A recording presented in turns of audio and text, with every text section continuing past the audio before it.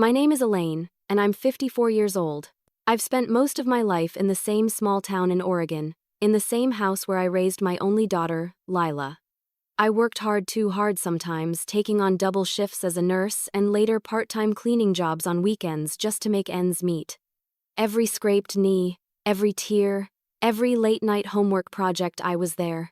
I did it all with love, believing that one day, she'd see how much I sacrificed for her. When she met Evan, I'll admit, I wasn't thrilled. He was one of those men who looked polished but hollow, flashy clothes, charming smile, slick talk. He sold cars at a dealership and seemed to know exactly what to say to make people like him. Lila fell for him quickly. Within a year, they were engaged. I tried to be supportive because I didn't want to be the overbearing mother. I paid for half of their wedding, even took money out of my retirement fund to help them start their life together. At first, things seemed fine. They posted smiling photos on social media, took weekend trips, bought expensive furniture. But as the months passed, little things began to catch my attention. Lila would avoid certain topics when we spoke. She'd mention money being tight, but then brag about new electronics or dinner at fancy restaurants. I asked her once if everything was okay, and she brushed me off. "Evan's got it handled, Mom," she said, forcing a laugh that didn't reach her eyes. Then one Saturday morning, my doorbell rang. It was Lila. She looked different. Stressed, hollow-eyed, her makeup smudged. She barely said hello before blurting out, "Mom, I need your help. It's urgent." I led her inside, heart pounding. She didn't sit down. She stood by the window, wringing her hands. "It's about Evan," she said. "He's in trouble. He owes people money. A lot of money." I blinked, trying to process. "What kind of money?" "Debt. $40,000. Her voice cracked. "He made some bad investments, and now it's gotten out of control. They're threatening him." I stared at her, completely speechless. "40,000? She nodded, tears spilling down her cheeks. "Please, Mom. You've always helped me. You can do this one last thing." I felt something twist in my chest. "Lila," I said carefully. "I don't have that kind of money. I've got savings, yes, but that's for my retirement. I can't just—" She interrupted, voice rising. "You owe me this. You owe me after everything I've been through." Her words hit me like a slap. I owe her? I'd given her everything. Every ounce of strength, every spare dollar, every sleepless night. I stared at her, unable to find my voice. "Lila," I said softly. "I love you. But this isn't right. I can't fix Evan's mistakes. He's your husband. He needs to take responsibility." Her eyes turned cold. "You don't get it. If you don't help, we could lose everything. They'll come after us. Then you need to go to the police," I said firmly. She scoffed. "Oh, great idea, Mom. Yeah, let's get him arrested. That'll solve everything." For a long moment, we just stared at each other. It felt like looking at a stranger, a woman who wore my daughter's face but spoke to me like I was her enemy. She finally grabbed her purse, muttering, "You've never supported me. Not once." And then she left. Just like that. I stood in the middle of the living room, surrounded by the silence she left behind. My hands trembled as I picked up the half-empty coffee cup she'd abandoned. The smell of her perfume lingered in the air, mingling with the bitter taste of betrayal. All day, I replayed her words in my head, "You owe me this." It was as if years of love and sacrifice had been erased by a single demand. That night, I sat at my kitchen table staring at my old photo albums. There she was, my little girl with pigtails, smiling, with missing teeth, clutching a teddy bear. I remembered how I used to stay up all night sewing her Halloween costumes, how I'd saved coins in a jar just to buy her Christmas gifts when money was tight. Somewhere along the way, something had changed. Somewhere, I'd lost her. Or maybe she'd lost herself. The next morning, I called her. No answer. I texted her. Nothing. Hours turned into days, and I tried to convince myself she was just angry. But deep down, I knew this wasn't over. That night, as I sat in bed staring at the ceiling, a single thought crept into my mind. One I didn't dare say aloud. Maybe she didn't come to me for help. Maybe she came to test how far she could push me. And when she realized I wouldn't bend, she'd crossed a line neither of us could ever step back from. That day, something inside me broke. I realized I was nothing more than a wallet to the daughter I loved. When Lila demanded I pay off Evan's $40,000 debt, I laughed at first until I realized she wasn't joking. That night after she left, I sat by the window watching the streetlights flicker across my front yard. I couldn't sleep. Her words kept echoing through my mind, "You owe me this." It was like a curse that refused to fade. I'd always thought the bond between a mother and daughter was unbreakable. But now, I wasn't sure anymore. 2 days later, she came back. No apology, no hesitation. She walked into my house like she owned the place, Evan following behind her with that smug, fake smile plastered across his face. I hadn't seen him in months, but he still carried that same overconfident energy, the kind that made you feel small just by standing near him. "Elaine," he said smoothly, "we really appreciate you taking the time to talk again. We know this is a lot." I crossed my arms. "I haven't agreed to anything." Lila sighed dramatically. "Mom, please, Evan's been under so much pressure. He's made mistakes, but he's trying to fix them. We just need help getting back on track." I tried to stay calm, even though my heart was pounding. "How much are we talking about?" 40,000, Evan said, his tone almost casual. "It's just a short-term loan, really. Once I get my next deal running, I'll pay it all back." I almost laughed again.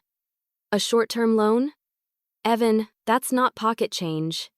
That's my retirement." Lila glared at me. "You have the money. You've been saving for years, haven't you? I know you have at least that much in your account." My stomach twisted.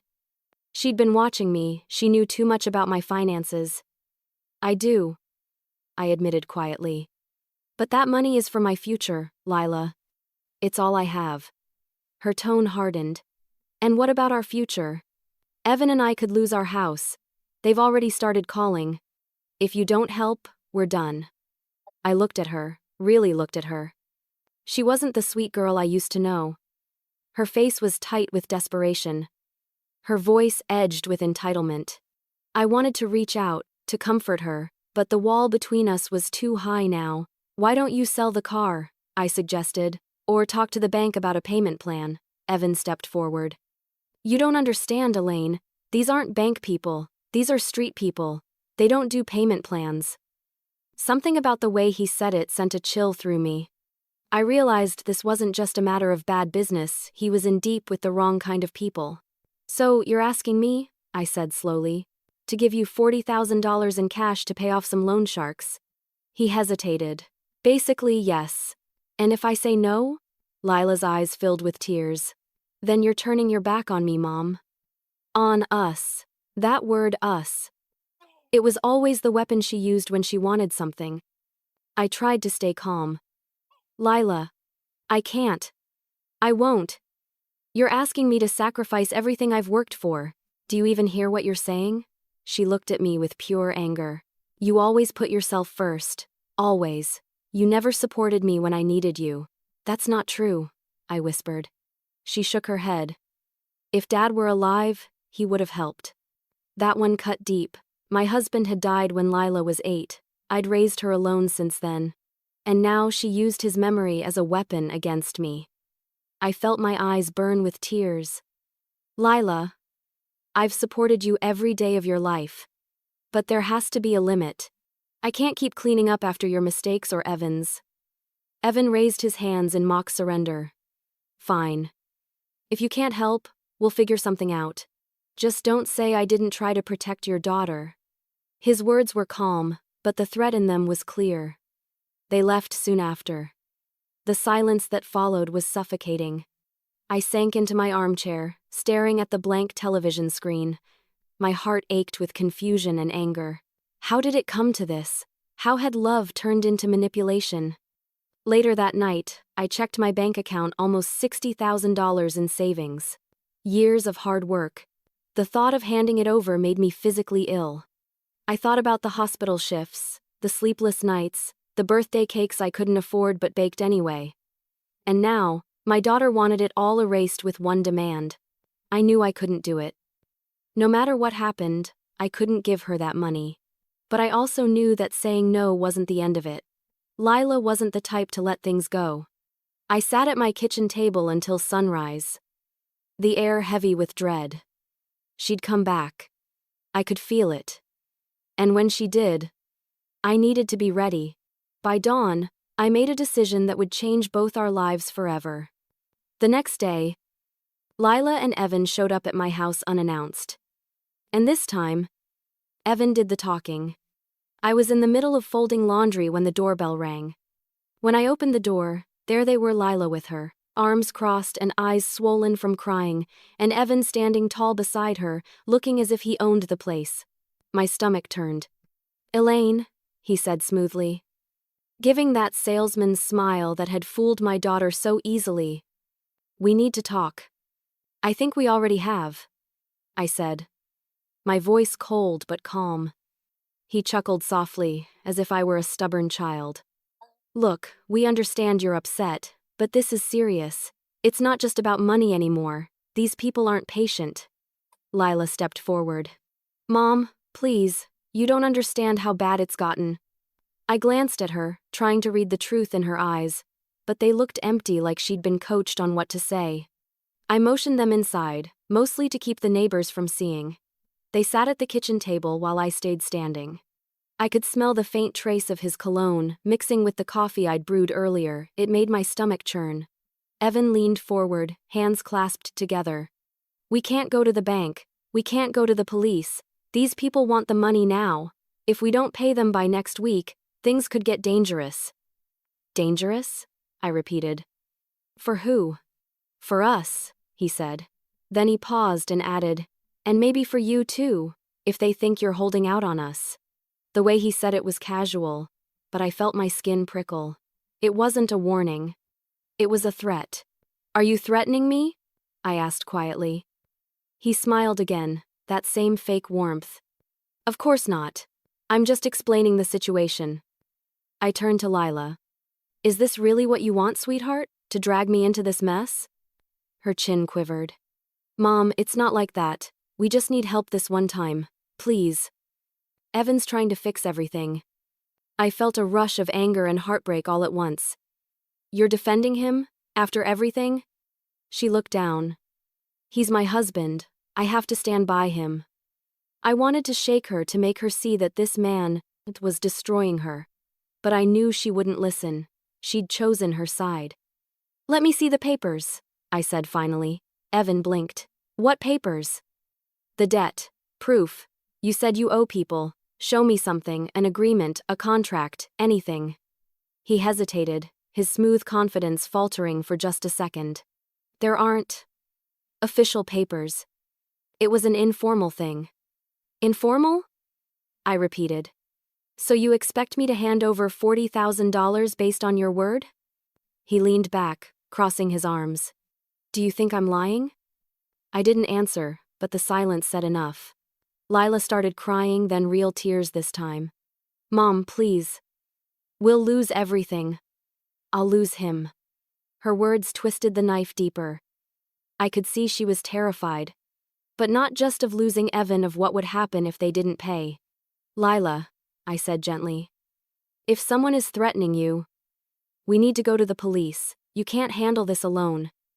Evan slammed his hand on the table, making both of us jump. "No police, you don't understand how this works." That was the moment I knew. Whatever mess he was in, it wasn't just debt, it was criminal. He noticed my expression and immediately softened his tone. "Look, I'm sorry. I didn't mean to scare you. I'm just stressed. I want to protect Lila. I thought maybe you could help us out before things get worse." I stared at him, memorizing every word, every calculated movement. He wasn't asking. He was manipulating just like he had from the start. "I'll think about it," I said finally. He nodded, satisfied. "Good. We'll come by tomorrow then." After they left, I locked the door and leaned against it, my whole body shaking. The air felt heavy, almost toxic, like their presence had poisoned the house. I walked to the window and watched them drive away. Lila was in the passenger seat, staring straight ahead, her face unreadable. For the first time, I wondered if she was scared of him. I spent the next few hours pacing the house, trying to think. I couldn't stay here, not with them knowing where I lived. I had no proof of anything, no legal grounds to accuse Evan of threats, but my instincts screamed danger. I'd spent decades working in hospitals, and I knew what fear looked like.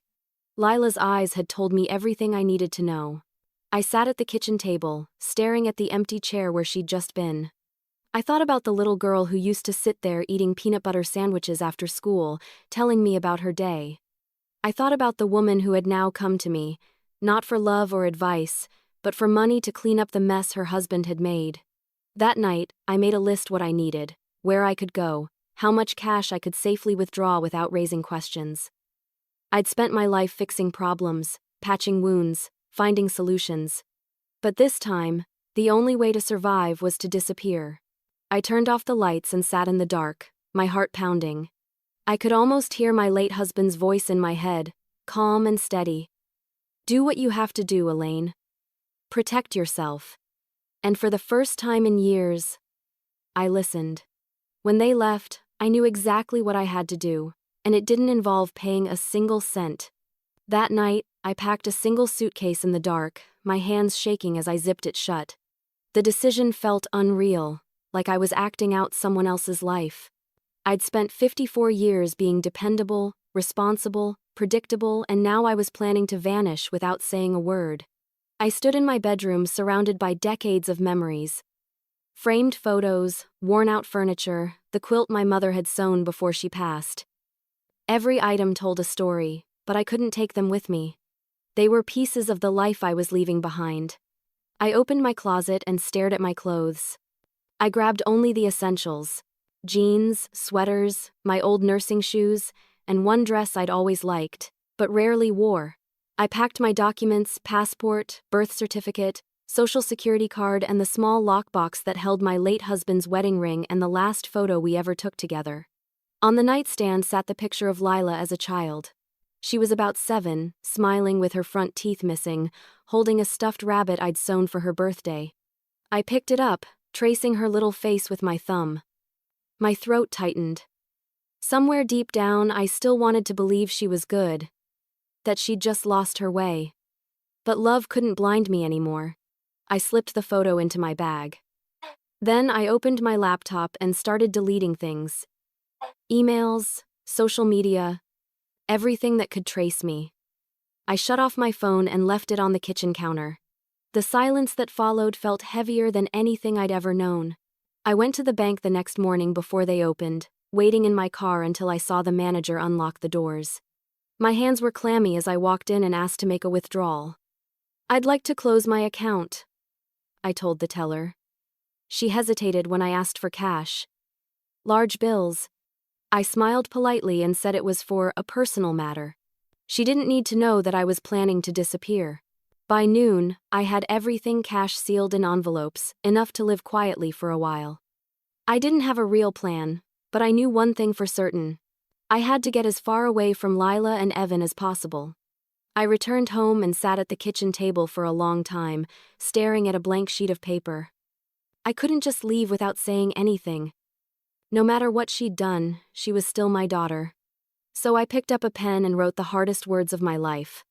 "Lila, I love you, but I can't be used anymore. I can't save you from the choices you've made. I hope one day you'll understand why I had to leave. Mom." I folded the note and left it on the table where she couldn't miss it if she came by. Then I stood, looking around the house one last time. Every creak in the floorboards, every shadow on the wall felt alive with memories. The smell of the lavender candle I'd always kept on the counter filled the air. I thought about calling her just once, to hear her voice, but I knew it would undo everything. She'd beg, manipulate, promise to change, and I'd break. I couldn't risk it. As the sun began to set, I loaded my suitcase into the trunk of my car. The neighborhood was quiet, only the faint hum of crickets and the distant bark of a dog. I stood in the driveway for a moment, breathing in the crisp evening air, memorizing it the last breath of my old life. I climbed into the driver's seat, started the engine, and just sat there with my hands on the wheel. My heart was pounding, my throat tight.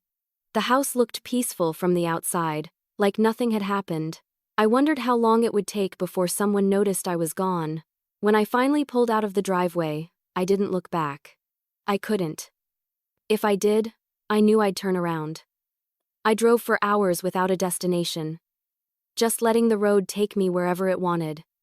The headlights cut through the darkness as rain began to fall. It felt cleansing, almost symbolic, the storm washing away everything I'd been carrying for years. At a gas station off the highway, I parked and sat there, staring at the steering wheel. My hands were trembling. I'd always been the type of person who planned everything, vacations, budgets, even grocery lists. But now, there was no plan, just freedom. Terrifying, beautiful freedom. I took out my husband's ring and held it tightly. "You'd understand," I whispered. "You'd tell me I did the right thing." A small part of me still hoped Lila would read my note and realize what she'd done, that she'd wake up, that she'd see how far she'd pushed me. But another part of me knew she'd probably just be angry, maybe even relieved. That thought hurt the most. I checked into a small roadside motel that night, paying cash and signing a fake name. The room was dim, the air stale, but it felt safe. I took a long shower and watched the water circle the drain, imagining all my fear going down with it. I sat on the edge of the bed afterward, staring at my suitcase. Inside it were the bare essentials of my new life clothes, money, a photo, and the will to start over. I didn't know where I was going next, but I knew this. I'd survived worse, and I'd survive this too. As I turned off the light and lay down, I felt a strange calm settle over me. For the first time in years, there was no one asking for something, no voice telling me I wasn't enough, just silence.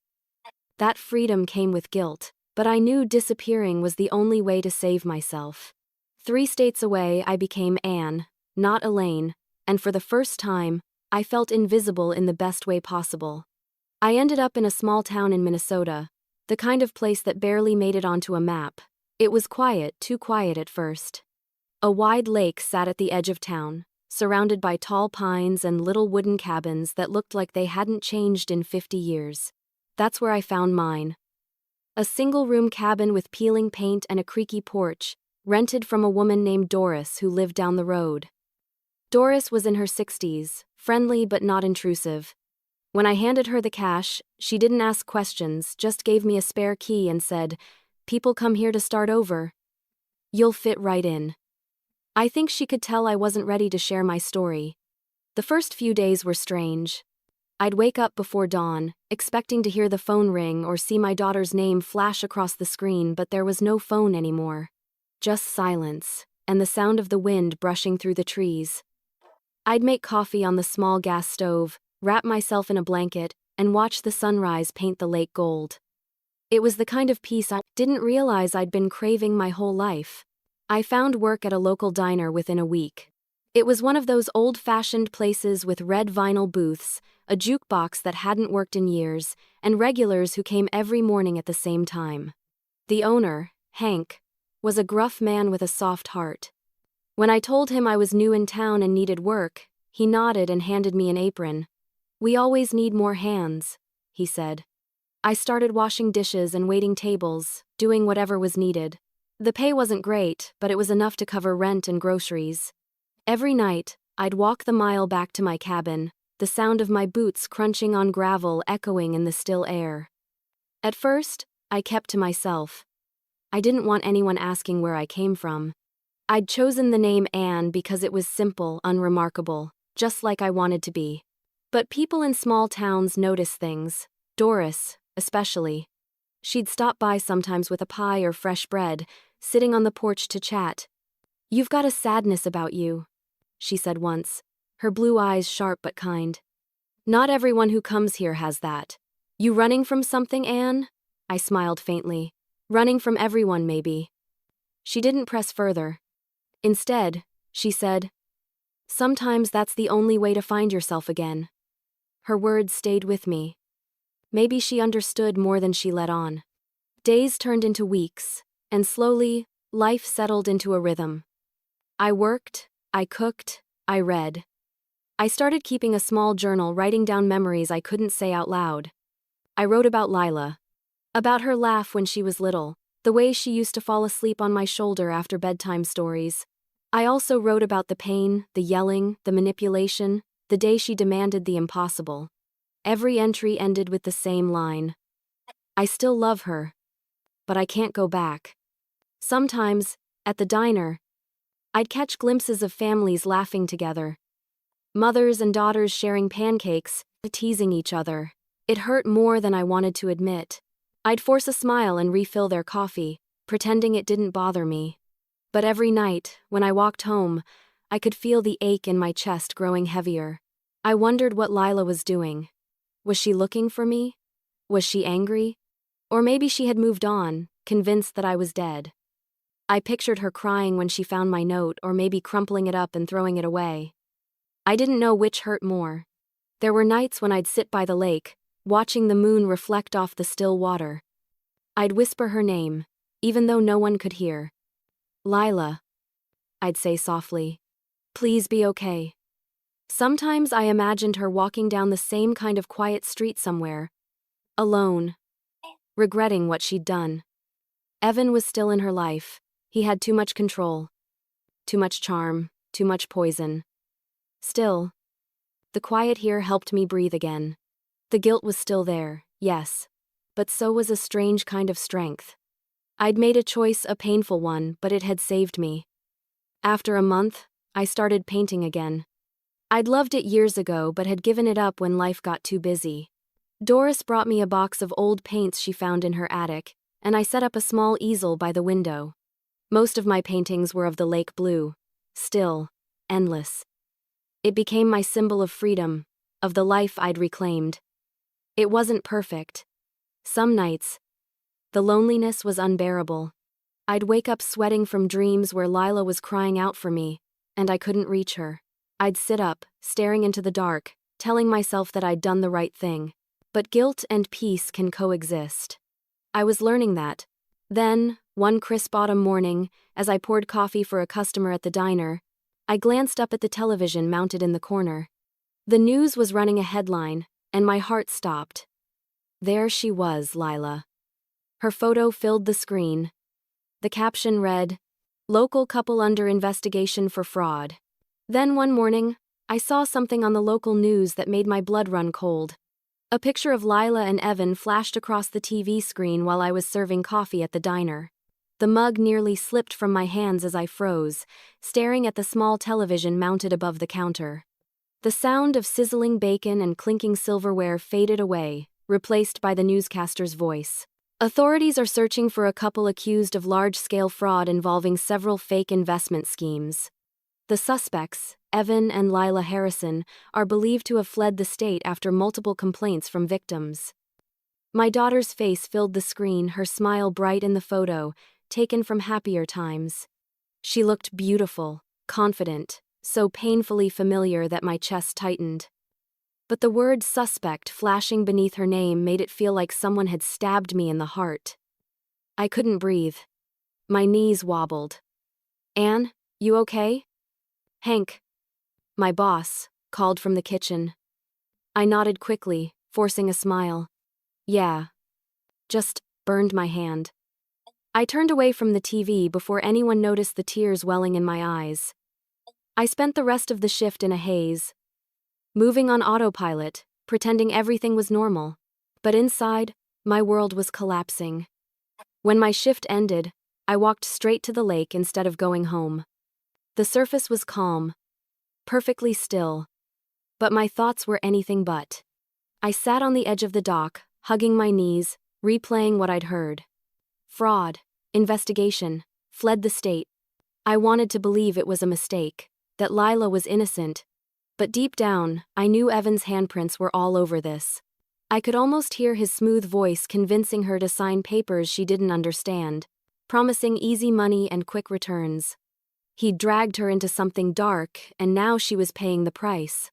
Still, a small, terrifying thought lingered in my mind. What if she wasn't just a victim this time? What if she'd chosen to go along with it? I didn't want to believe that. I couldn't. She was my daughter. Back at the cabin, I turned on the little radio Doris had given me and listened for updates. Each new detail made my heart sink further. The police had found evidence of forged signatures, fake businesses, and stolen funds. One of the companies listed even had my old home address as a temporary office. My stomach dropped. They'd used my address. That was when the fear turned into panic. If the authorities traced anything back to me, they'd assume I was involved or at least knew something. After all, I was Lila's mother. I disappeared without a trace right when the crime started unraveling. I could almost hear the investigators' theories forming in their heads. The runaway mother, the family scam, the missing money. I paced the room, clutching the edge of the counter.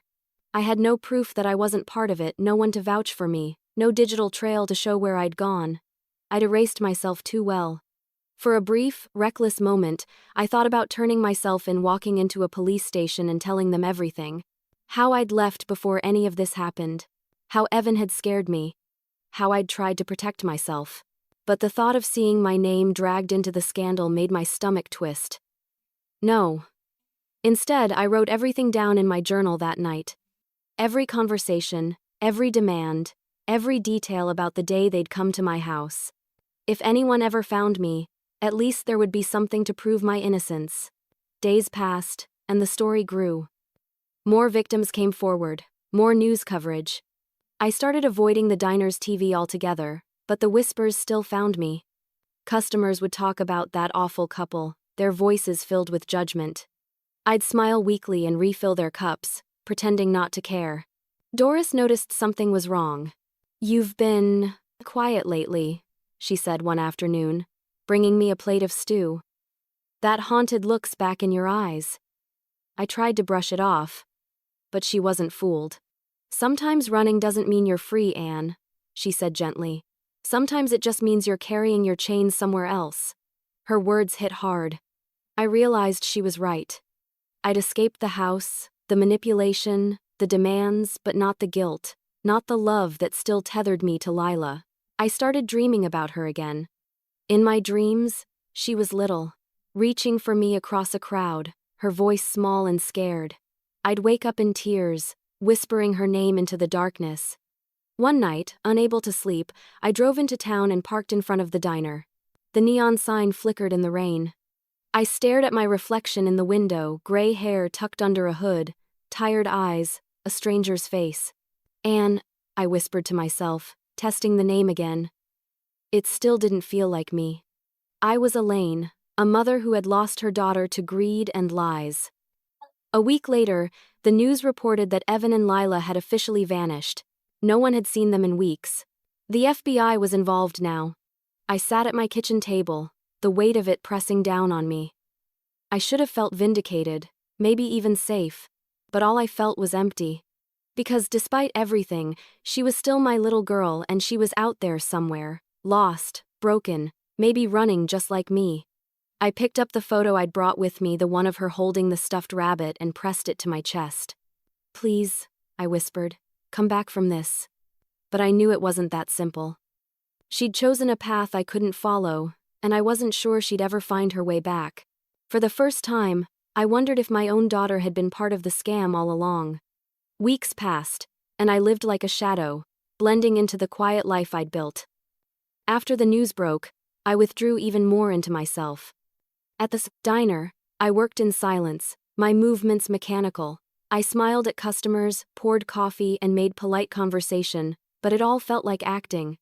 The real me, the mother, the nurse, the woman who once had a life, was gone.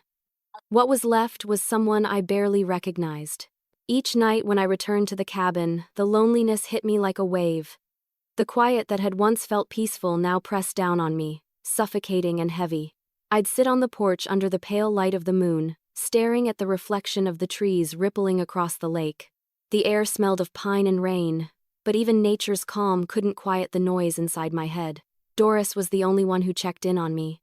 She'd stop by every few days with something homemade, a pie, soup, a loaf of bread. "You need company," she'd say. "Otherwise, you'll drown in your own thoughts." I'd laugh softly, trying to mask the truth. "I've been drowning for years, Doris. I'm just good at holding my breath." She'd look at me for a long moment before replying, "Sometimes, disappearing is the only way to be seen again." Her words stuck with me. I wasn't running anymore. I was surviving. But surviving isn't the same as living. The town began to move on from the scandal. People forgot. The TV stopped showing my daughter's face. The headlines faded, and new stories replaced hers. Yet, for me, the wound stayed open. I couldn't let go. Not entirely. Every time a stranger passed through the diner, I wondered if they knew her or if she'd sent someone to find me. One night, I sat at the kitchen table writing in my journal again. My handwriting had become smaller, tighter, like I was trying to contain everything that threatened to spill out. I wrote, "I left to save myself, but every day I wonder if she needs saving too." Sometimes, I'd imagine her walking through that same door I'd locked months ago, holding out her arms and saying she understood now that she was sorry. But that was just a fantasy, a cruel comfort I built to survive the ache. Days blurred into one another. Work, sleep, think, regret. The rhythm was familiar, almost comforting in its emptiness. But no matter how much I tried to bury the past, it followed me. One evening, Doris and I sat by the lake as the sun dipped below the horizon. The water glowed with streaks of orange and gold. "You ever miss home?" she asked. I hesitated. "Every day. But I'm not sure where home is anymore." "Home isn't a place," she said. "It's the people who make you feel like you belong." I stared out at the lake. "Then I guess I don't have one." She reached over, placing a gentle hand on mine. "You will. Maybe not today. Maybe not tomorrow. But you will." Her kindness cracked something open inside me. That night, I cried for the first time in months, really cried. Not the quiet tears that slipped out when I was alone, but the kind that came from deep in the chest, raw and uncontrollable. I cried for the daughter I'd lost, for the life I'd built and abandoned, for the woman I used to be. When the tears finally stopped, I felt lighter. Not healed, but hollow in a way that made space for something new, maybe forgiveness, maybe peace. In the weeks that followed, I began to let small pieces of myself return. I cooked again, painted, even smiled without forcing it. The pain didn't disappear, but I learned to live with it. Like an old scar. Then one rainy night, the sound of knocking shattered the fragile calm I'd built. It was late, close to midnight. The storm outside had been raging for hours, rain pounding against the roof, thunder echoing through the valley. I almost didn't hear the first knock, but the second came louder, desperate. I froze. No one ever came out here this late. My heart raced as I turned off the lamp and peered through the window. Through the rain-streaked glass, I could barely make out a figure standing on the porch. A woman, soaked to the bone, clutching something in her hands. Her shoulders were shaking, but whether from cold or fear, I couldn't tell. I hesitated. Every instinct screamed not to open that door, but curiosity and dread pushed me forward. I grabbed the small flashlight from the drawer and unlocked the door slowly. The woman looked up. She wasn't anyone I recognized. Her face was pale, framed by dripping hair. She held out an envelope, trembling.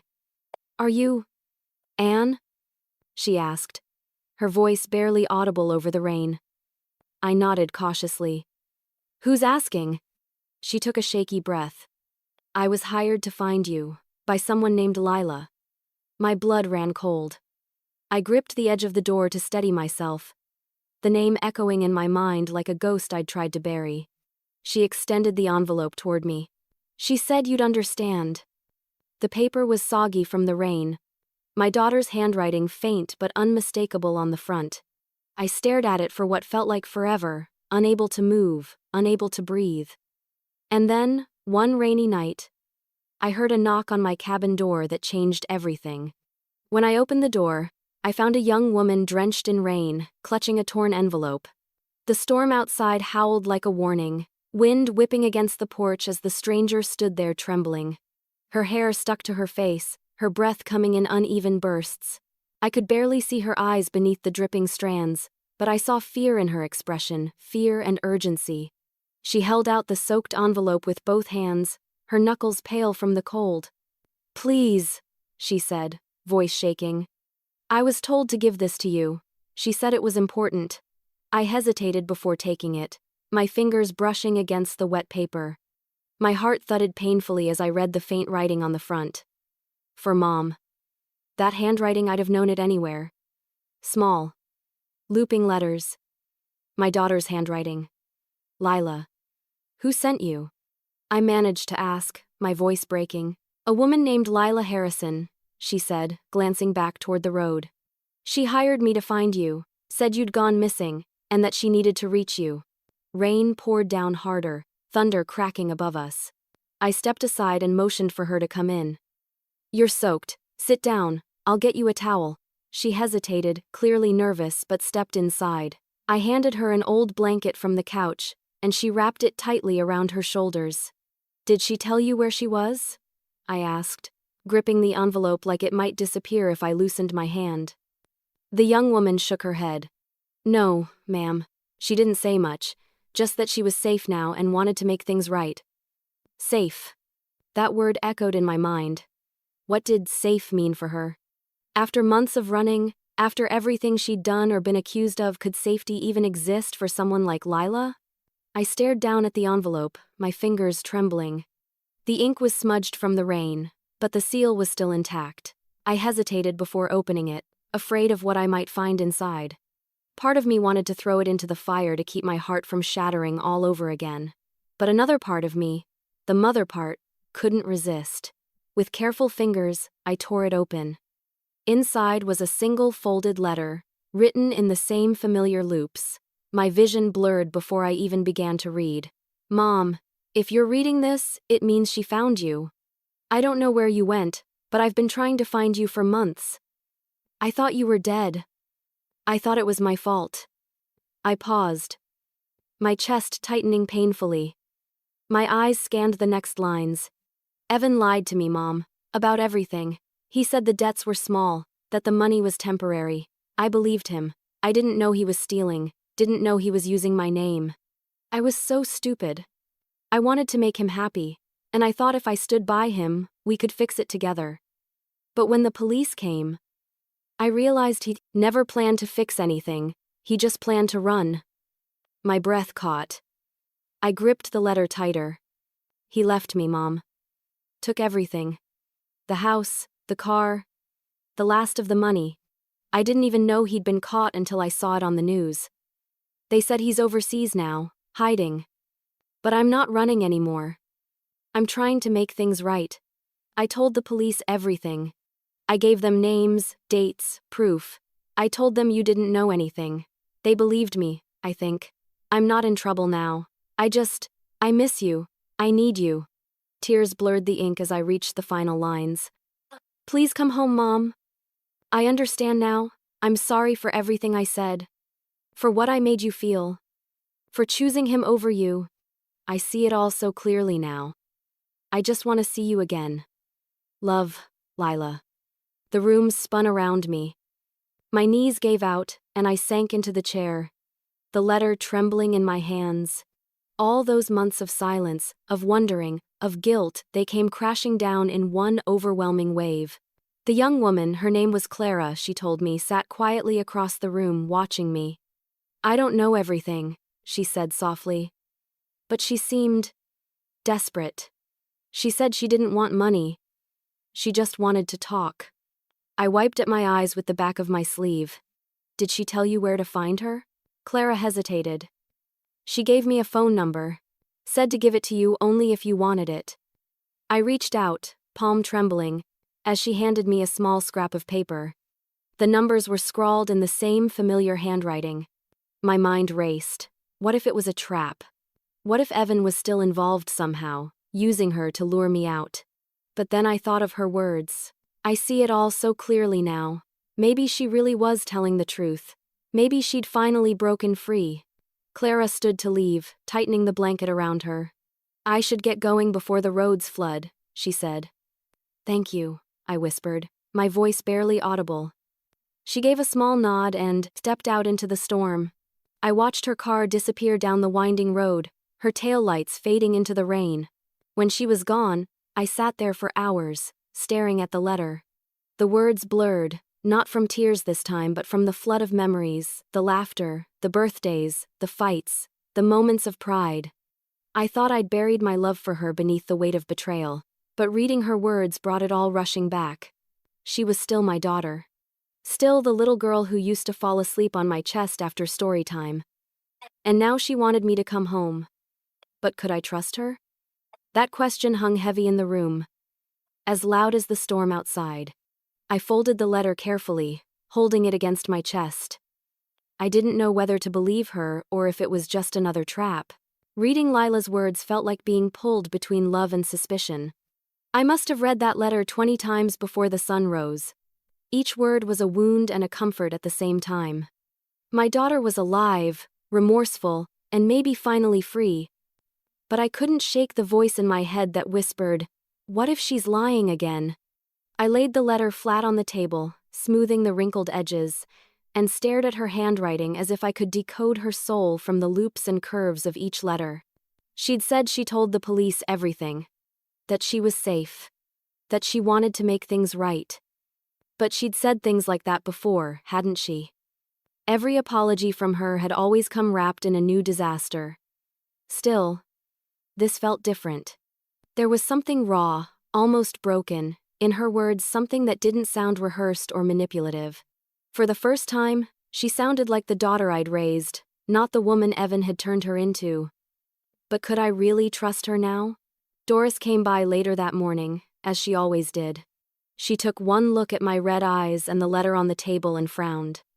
"Something's happened," she said, more statement than question. I handed her the letter without saying a word. She read it slowly, her brows knitting together.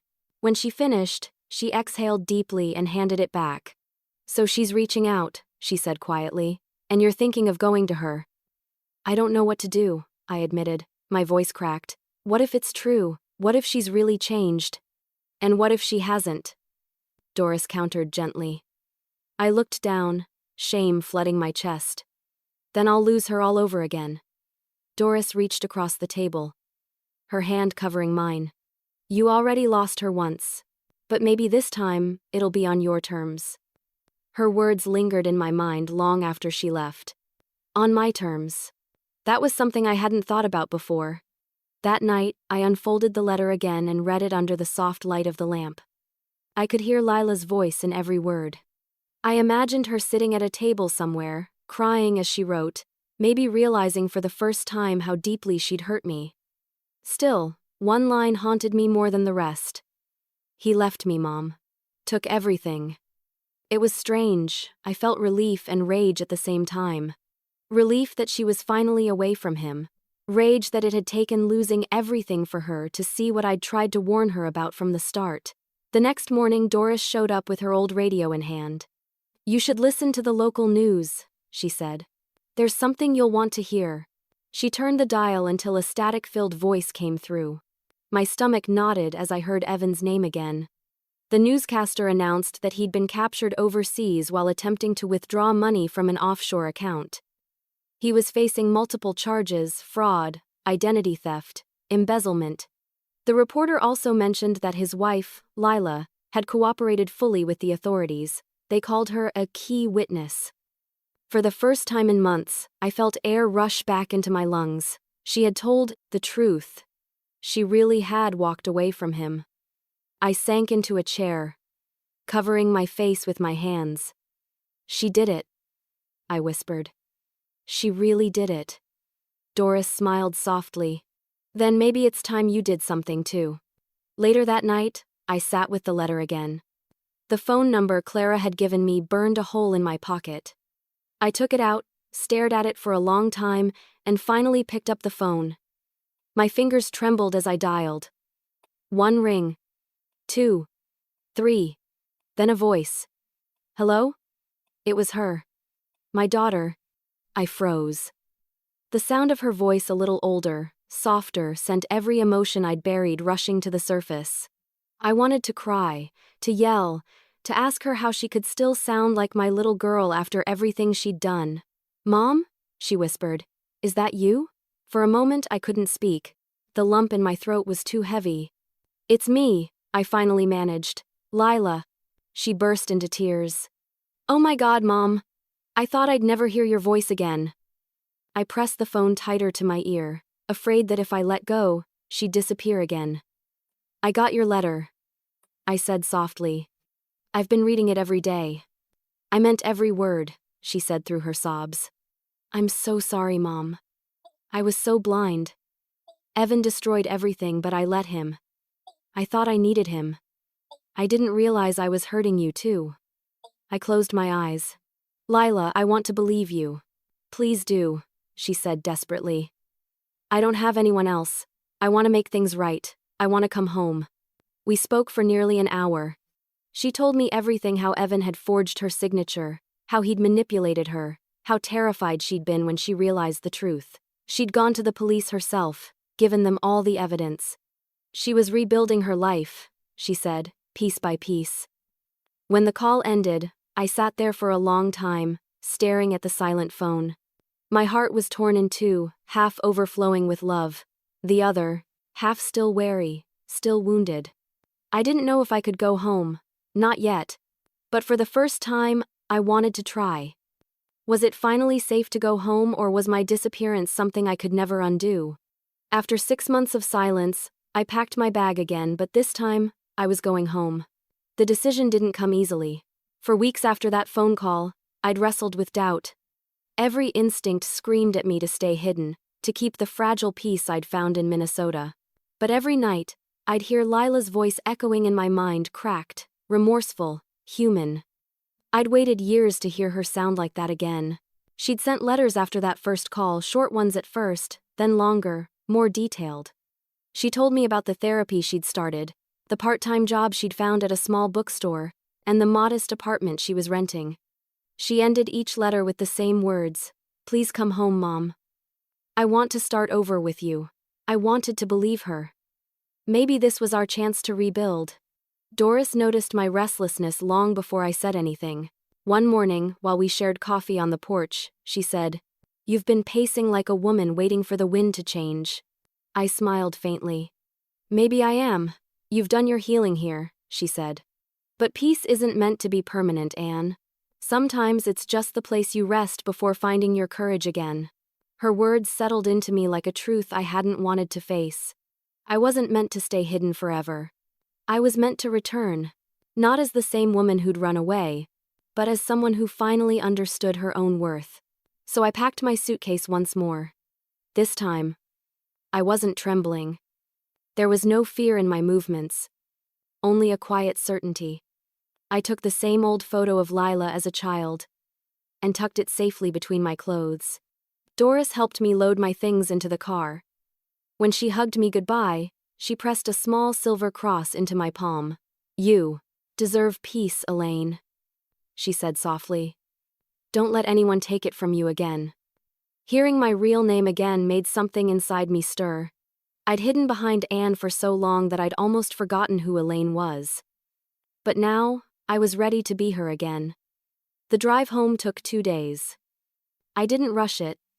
I stopped at diners, stayed in small motels, and spent long stretches of the road lost in thought. Every mile felt like shedding another layer of fear. Still, I couldn't help wondering what I'd find when I arrived. Would she really have changed? Would she look at me with love, or with the same calculating gaze that used to make me flinch? The highway signs grew familiar the closer I got. I recognized the old gas station where Lila had begged for ice cream when she was 8, the park where she learned to ride her bike, the bakery that used to sell her favorite cinnamon rolls. The memories came in waves, each one softening me a little more. When I finally turned onto my old street, my chest tightened. My house stood at the end of the block, smaller than I remembered. Its white paint faded, and its garden overgrown. It looked tired, like it had been waiting for me. I parked in the driveway and sat there for a long time, gripping the steering wheel. The windows were dark. For a moment, I almost convinced myself to leave, that maybe she wasn't ready, that maybe I wasn't either. But before I could turn the key again, the porch light flicked on. The front door opened, and there she was. Lila. She froze when she saw me, one hand clutching the doorframe. Her eyes widened, and then she ran down the steps, barefoot, tears already streaming down her face. "Mom!" The word broke me. She threw her arms around me before I could even step out of the car. I held her tightly, burying my face in her shoulder. She was thinner, older, her hair shorter than I remembered, but she still smelled faintly of the same floral shampoo she'd always used. "I thought I'd never see you again," she sobbed. I pulled back just enough to look at her. "You almost didn't," I said gently. We went inside, and I was struck by how different everything felt. The furniture had changed, the walls had been repainted, but little things remained like the framed picture of us at her graduation and the worn rug I'd bought when she was still in college. It was familiar, yet strange. We sat at the kitchen table, the same one where she'd once demanded I pay Evan's debt. The silence between us was heavy, filled with memories neither of us dared mention. Finally, she spoke. "I know I can't undo what I did, Mom, but I've been trying. I've been in therapy. I'm working. I even volunteer at a shelter on weekends." I studied her face. The arrogance that used to sit in her eyes was gone, replaced by something softer, humility maybe, or guilt. "I'm proud of you for trying," I said quietly. "That's all I ever wanted for you to try." She reached across the table and took my hand. "I don't expect forgiveness overnight. I just want you in my life again." I nodded, tears slipping down my cheeks. "You have me." For the first time in years, I felt something like hope. The kind that warms you slowly, cautiously. We spent hours talking. She told me about the investigation, about how she'd testified against Evan's associates, about rebuilding her credit and life from scratch. Every word felt like a small step toward redemption for both of us. When the clock struck midnight, she hugged me again. "I've missed you so much, Mom," she whispered. I hugged her back, whispering, "I missed you too, baby." And for a while, everything felt right. The storm that had chased us both for so long seemed finally to be passing. Until she pulled away, wiped her tears, and said softly, "Mom, I need your help just one more time." My stomach dropped. The warmth drained from my chest, replaced by the familiar chill of dread. Her eyes were pleading, just like that day years ago. But when she whispered, "I need your help just one more time," my heart froze. Her words hit me like a cruel echo of the past. For a long moment, I just stared at her, my breath caught in my throat. The room, which had felt warm and full a second ago, suddenly felt smaller, like the walls were inching closer. "What did you just say?" I asked, my voice quieter than I meant it to be. Lila looked nervous, like she already knew what those words would do to me. "Mom, please don't freak out. It's not what you think. I'm not asking for money for Evan or anything like that. He's gone. He's not part of this." I didn't answer. I waited. She took a shaky breath. "It's just, I need a little help covering some legal fees. The lawyers said my case is almost completely closed, but there are still a few outstanding costs. I've been working so hard to pay them off, but I'm still short a few thousand." My stomach twisted. Legal fees. It was logical, believable, even innocent, but it was money again. Always money. "Lila," I said softly, "you told me you were managing everything on your own." "I am," she insisted, quickly. But this last part hit me unexpectedly. "I swear, it's nothing like before. I just need a bit of help to get through this last stretch, then I'll pay you back. Every cent." She said it with conviction, but I'd heard that same tone before when she'd promised Evan's investment was just temporary, when she'd sworn the debt collectors weren't real. It wasn't that I didn't want to believe her. I just didn't know if I could.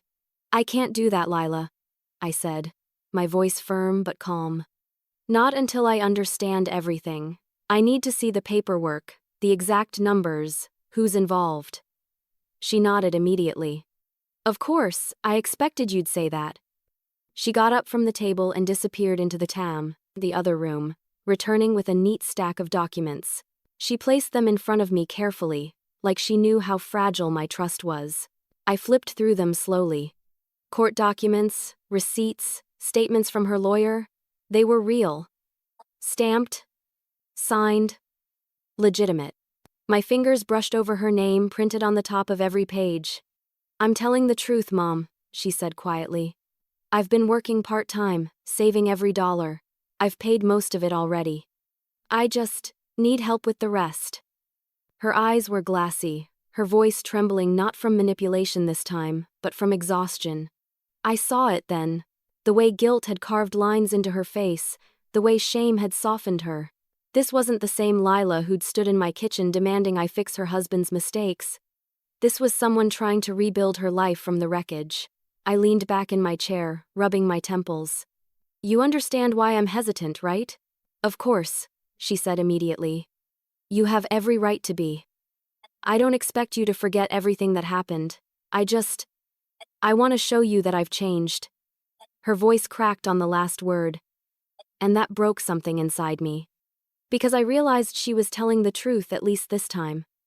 I sighed. "I can help a little. Not everything, but enough to take the pressure off. But we're doing this differently.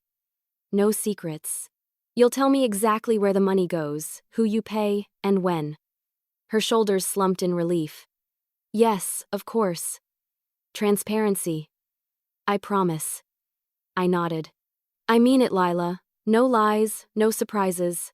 If I find out you've hidden anything, even one thing, I walk away. For good this time." She reached across the table and squeezed my hand. "You won't, I swear it." That night, she insisted I stay over. I slept in my old bedroom, the one she'd redecorated but somehow left pieces of me in. The same wallpaper I'd chosen decades ago still peeked out beneath the new paint. I lay there, staring at the ceiling, my mind spinning. Could people truly change?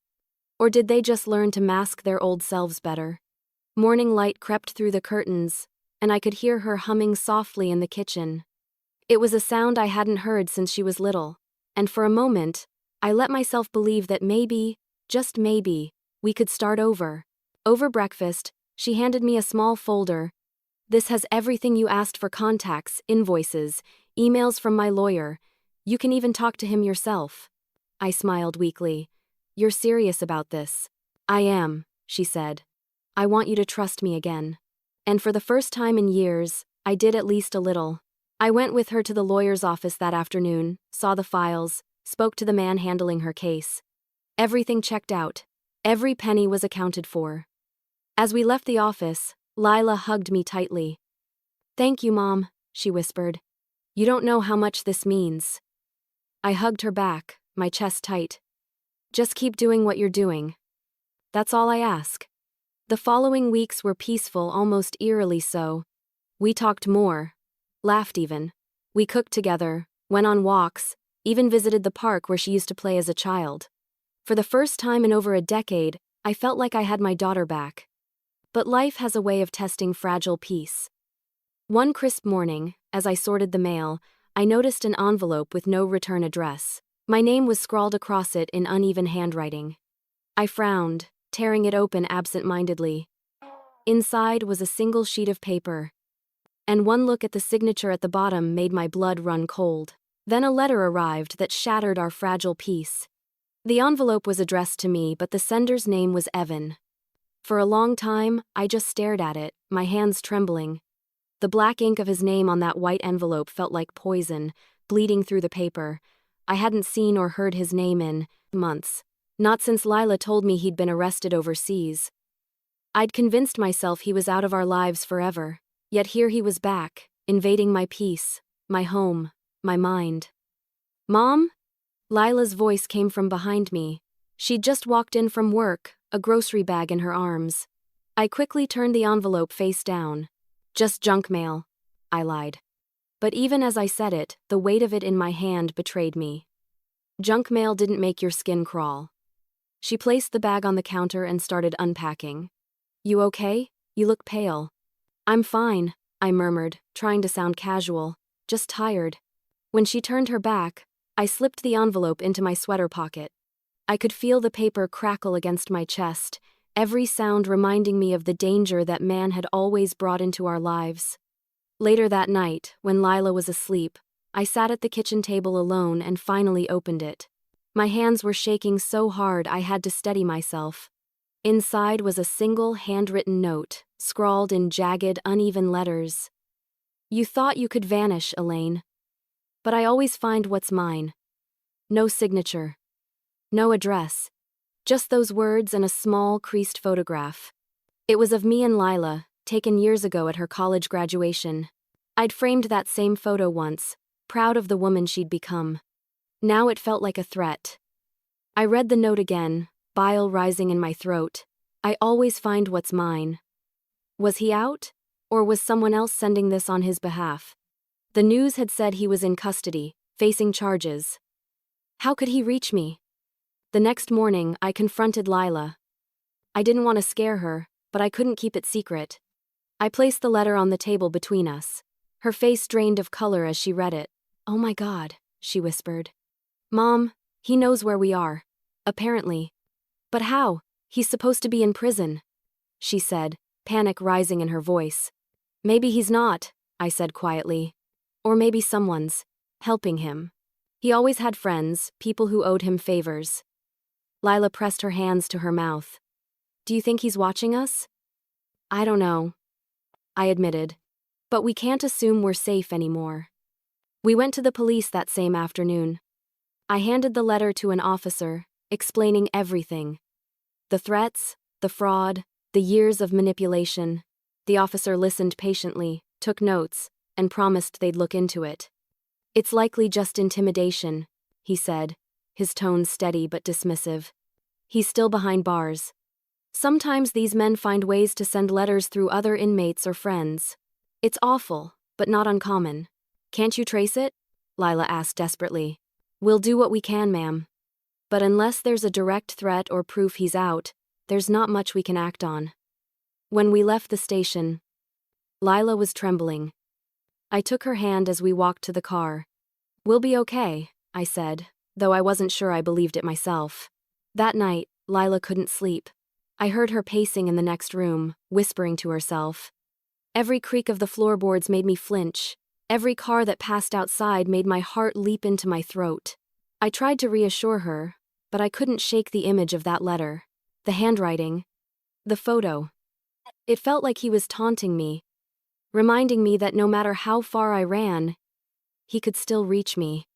2 nights later, we found another sign. When I went to get the mail, there was no letter, but there was something else. A single rose, placed neatly on the hood of my car. A deep red bloom, perfect and fresh, with a small white ribbon tied around the stem. Lila saw it too. Her face went white. Mom, that's what he used to give me, she whispered. Whenever he forgave me for something. The memory made my stomach twist. We took photos, reported it to the police again. But they said the same thing. No evidence, no action. Their words blurred into meaningless noise. That night, I checked every lock twice. I even pushed a chair under the doorknob, just like I used to do when Lila was little and we lived in rougher neighborhoods. She tried to stay strong, but I could see the terror in her eyes. It was the same terror I'd once seen in my own reflection, when I'd first realized the kind of man Evan truly was.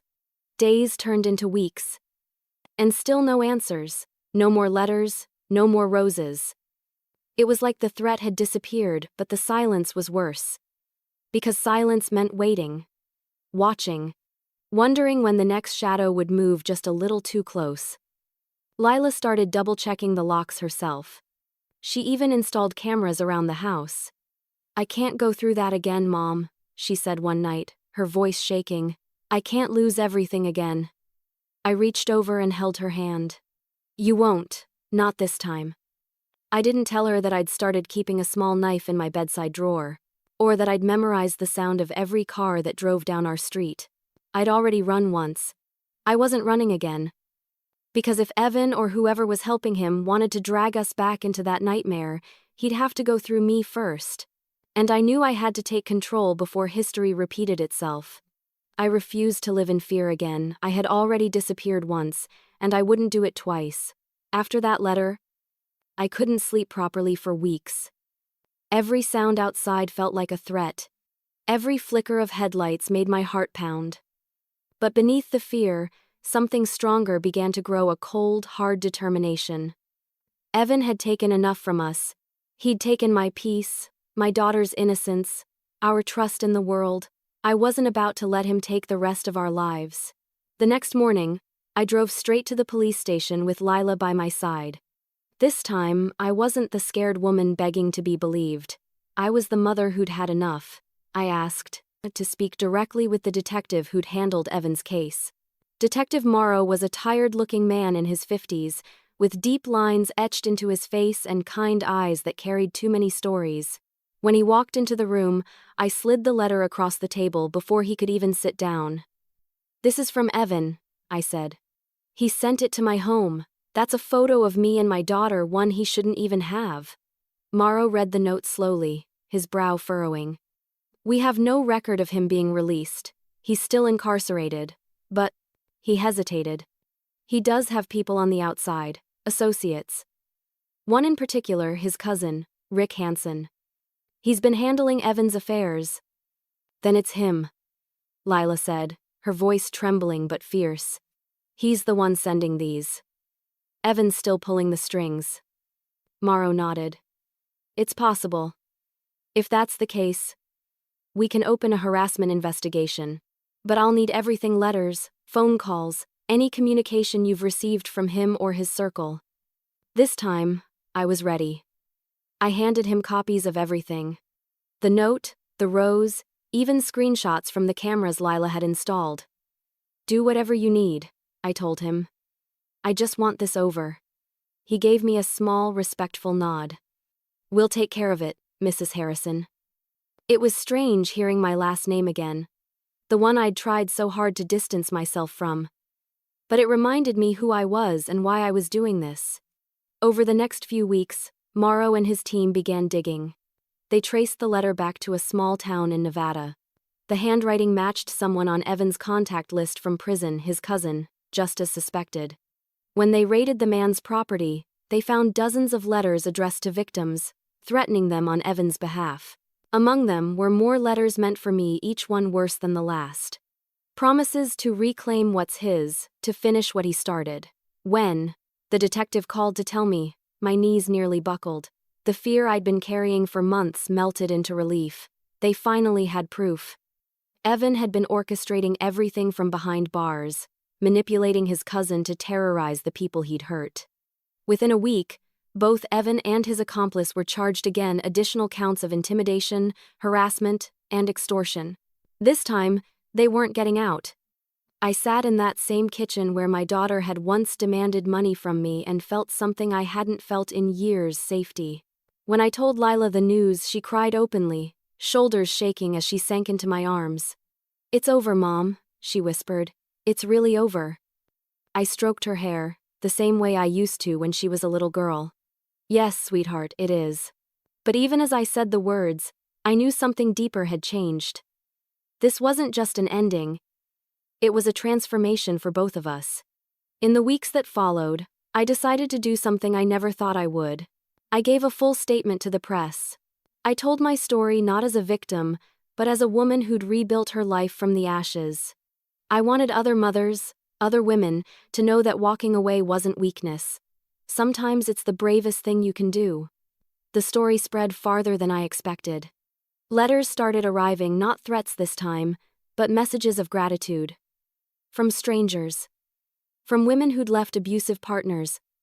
From mothers who'd been manipulated by their children's toxic relationships. They told me my story gave them courage. For the first time, I didn't feel invisible. Meanwhile, Lila kept her promise. She stayed in therapy, worked hard at her job, and paid off the last of her legal debts on her own.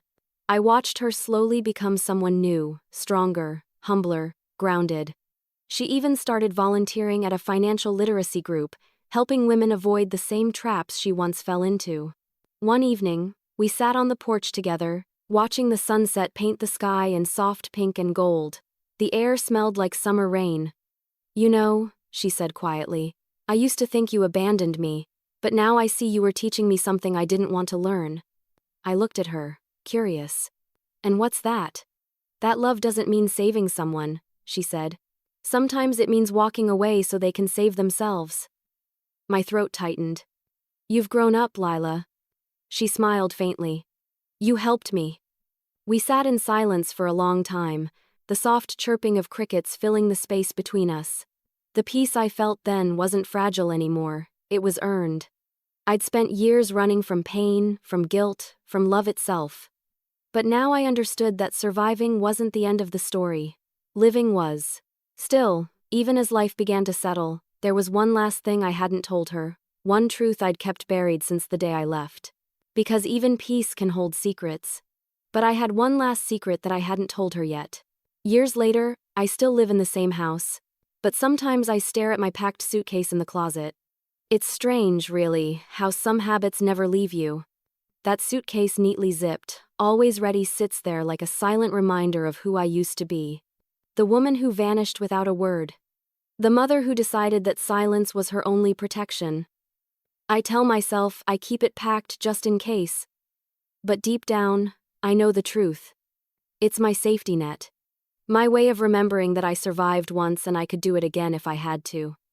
Life has calmed since then.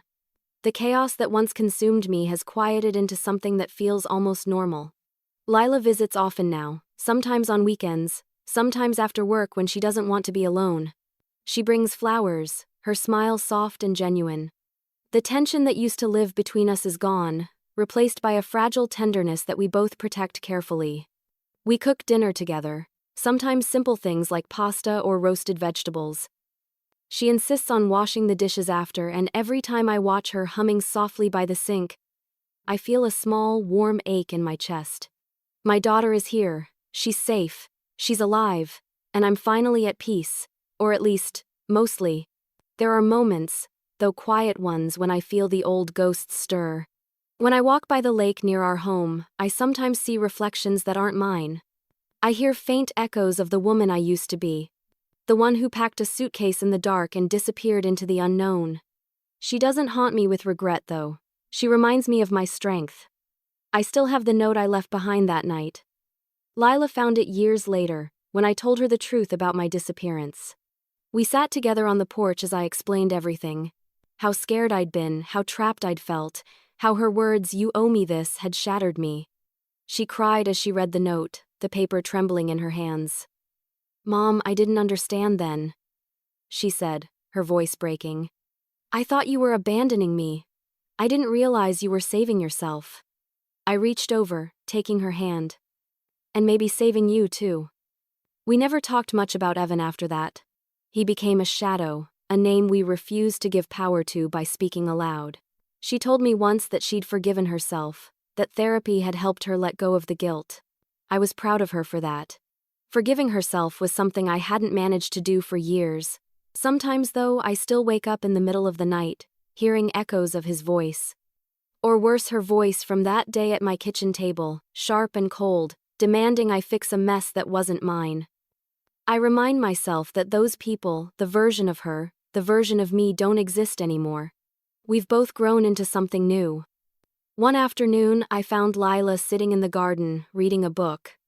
The sunlight danced across her hair, and she looked peaceful in a way I hadn't seen since she was a child. I brought her a cup of tea, and as I handed it to her, she smiled and said, "You know, you're stronger than anyone I've ever met." I laughed softly. "Strong doesn't mean fearless, sweetheart. It just means I was scared and did it anyway." She nodded thoughtfully. "I think that's what love really is, too. Being scared but staying." Her words lingered with me long after she left that evening. Love wasn't the fairy tale I once believed it to be. It wasn't endless sacrifice or blind forgiveness. It was boundaries. It was honesty. It was knowing when to walk away and when to come back. Still, there's one thing I've never told her, the secret I've kept since the night I disappeared. She believes I left because of her words. And that's partly true. But the real reason? I knew Evan's danger went deeper than debt. Before I left, I'd found a letter addressed to him in the mail, one I'd never told anyone about. It was from a man threatening violence if the money wasn't repaid. The letter mentioned names, dates, places, things that told me they weren't just collectors, they were criminals, dangerous ones. I burned that letter before I left. And I left because I knew that if I stayed, they might come for me, or worse, for her. So yes, I vanished for my sanity, for my safety, but also for hers. I wanted her to believe I'd simply run out of love or patience, because the truth that I was terrified they'd hurt her would have destroyed her. She doesn't know that part, and she never will. It's a truth I'll carry alone, a weight I'll bear quietly for the rest of my life. Because that's what mothers do, we protect our children, even when they hate us for it, even when we have to disappear to save them. Now, when I sit by the window in the evenings, the sky painted with the last gold light of day, I sometimes whisper a thank you to the silence that once swallowed me whole. That silence gave me the courage to rebuild. I keep that old suitcase packed because it reminds me that no matter what happens, I'll always have a choice. To stay, to leave, to survive. The world may see me as the mother who ran away, but I know better. I'm the woman who learned that walking away isn't weakness, it's rebirth. And though my daughter found me again, part of me will always belong to the silence I left behind.